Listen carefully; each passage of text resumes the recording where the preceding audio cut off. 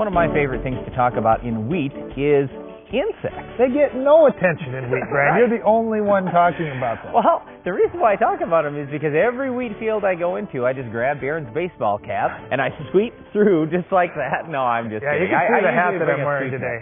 Yeah, but anyway, you just sweep through just a little bit, you take a look, and there are all kinds of insects. And the whole point here today is a full rate of insecticide, like Silencer or Declare, is only going to cost you around $2 an acre. You're out there spraying fungicide, you're out there spraying herbicide, you're spraying something anyway. Just at least please get off the sprayer, check to see if you have bugs. If you do, spray. It's not that tough for $2 an acre. What's funny to me is fungicides in wheat get so much attention, and rightly so. They really do make a big difference in wheat. But then I talk to farmers and they say, well, how come my fungicide's not working? And I see these wheat plants just all chewed up. You know, if you've got a wheat plant, why would you let bugs chew it up? Especially when you can kill them for $2 or $3 an acre. Why would you not do it? Okay, we're going to first talk about an insect we can't control very well with insecticides.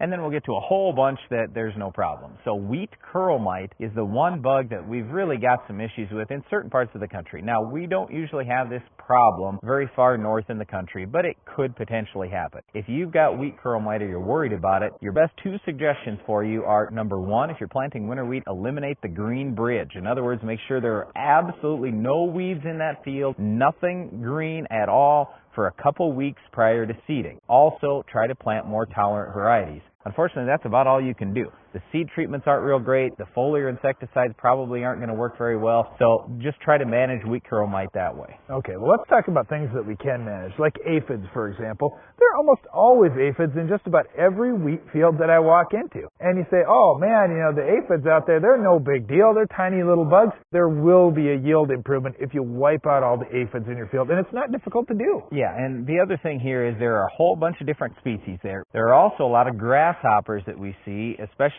as we go west in the United States. And grasshoppers, just like aphids, are not that difficult to control. The big thing, though, with grasshoppers is they will grow greatly in size as the season progresses. So in other words, early in the season, I can get by with 1.92 ounces of Silencer, for example, or the low rate of Declare insecticide. No problem at all. But as those grasshoppers get bigger, I just have to keep increasing and increasing the rate. And you don't want to let grasshoppers get wings on them. That means they're in the adult stage and they're going to be reproducing, laying eggs for next year. You want to control them before they get wings. Well, I wasn't done talking about aphids yet. You know, when you look at soybeans, farmers are putting a seed treatment on when they're planting, and then they're hoping to get some suppression of aphids way into the summer, like August.